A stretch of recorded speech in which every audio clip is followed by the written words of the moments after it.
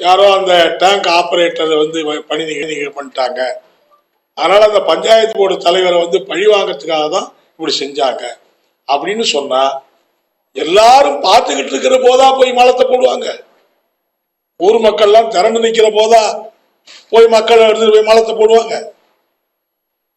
அப்படி உண்மையிலேயே பழிவாங்க வேணும்னு எண்ணம் இருந்தால் யாருக்கும் தெரியாம நள்ளிரவுல போய் தான் போடுவாங்க. எனவே எப்படி காலைல அது கரெக்டா சொல்றாங்க 7:30 மணிக்கு, காலையில 7:30 மணிக்கு அவங்க செய்யறாங்க. அப்ப இந்த மாதிரியான கேள்விகள்லாம் இருக்கிறதுனாலதான் சிபிசிஐடி விசாரிச்சு ஒரு அறிக்கை தாக்கல் பண்ணியிருக்காங்க. அதுல சில நியாயமான சந்தேகங்களும் கேள்விகளும் எங்களுக்கு இருக்கிறதுனால மீண்டும் ஒரு விசாரணைக்கு இதை உட்படுத்துவதுதான் நல்லது. அது சிபிஐ கூட இருந்தா தப்பு கிடையாது. இந்த மாதிரி விஷயங்கள்ல சந்தேகத்துக்கு இடமில்லாமல் குற்றம் நிரூபிக்கப்பட வேண்டும், குற்றவாளி கண்டுபிடிக்கப்பட வேண்டும்.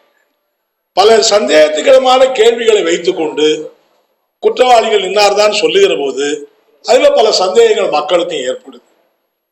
எனவே தமிழக அரசு இதை ஒரு கௌரவ பிரச்சனையா பார்க்க வேண்டாம். நாங்க இந்த விசாரணை அப்படி இருந்தா இப்படி அதெல்லாம் நான் சொல்ல விரும்பல. இந்த விசாரணையில் நாங்கள் எழுப்பி இருக்கக்கூடிய கேள்விகளுக்கு பதில் இல்லாத காரணத்தினால் மீண்டும் ஒரு விசாரணைக்கு நீங்க உட்படுத்துங்க. அது இப்ப நீதிமன்றத்தில் சிபிஐ விசாரணை வேண்டும் என்று ஒரு வழக்கு நிலுவையில் இருக்கு. தமிழக அரசே சரி இதுல மக்கள் சில கேள்விகள் இருக்கு, ஏன் தமிழக அரசே இதை இன்னொரு விசாரணைக்கு உட்படுத்த கூடாது? உட்படுத்தல என்ன நமக்கு நஷ்டம்? ஆகவே அதை வந்து தமிழக அரசே மீண்டும் ஒரு விசாரணைக்கு, சொல்ல போனா சிபிஐ மாநில சிபிசிஐடி தான் விசாரிச்சிருக்காங்க, அதுக்கு மேல இன்னொரு போலீஸ் விசாரணை நடத்த முடியாது. எனவே சிபிஐ விசாரணை கூட உட்படுத்துவது ஒன்றும் தவறு கிடையாது. ஏற்கனவே தமிழக அரசே பல விஷயங்களை சிபிஐ விசாரணைக்கு உட்படுத்தியிருக்காங்க. இது ஒன்றும் புதுசு கிடையாது. அந்த அடிப்படையில் விசாரணைக்கு உட்படுத்துவது என்பதுதான் எல்லா சந்தேகங்களுக்கு அப்பாற்பட்டு இந்த மாதிரியான ஒரு சென்சிட்டிவான பிரச்சனையில சந்தேகங்களுக்கு அப்பாற்பட்டு குற்றவாளிகளை கண்டுபிடிக்க முடியும் என்று மார்க்சிஸ்ட் கம்யூனிஸ்ட் கட்சியின் சார்பில் நான் தெரிவிச்சுக்கிறேன்.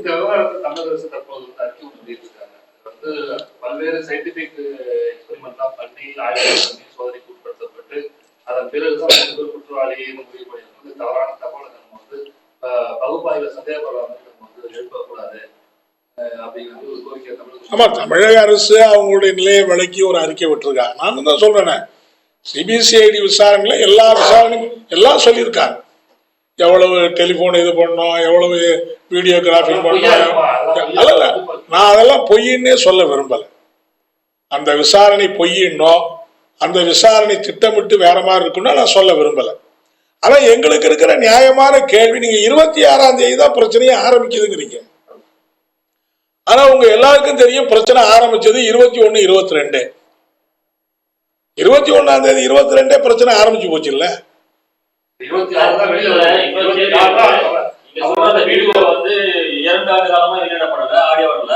ஆனா குற்றவாளி குற்றம் தாக்கல் பண்ணதுக்கு அப்புறம் இந்த வீடியோவும் ஆடியோ வெளியே வருது. 2 ஆண்டுகள் என்ன ஆச்சு? அதான் நான் அதாவது ஒரு போலீஸ் விசாரணை நடத்தி இருக்கிறதுல எங்களுக்கு இருக்கிற நியாயமான சில சந்தேகங்களை நாங்க கிளப்புறோம், கேள்விகள் எங்களுக்கு இருக்கு.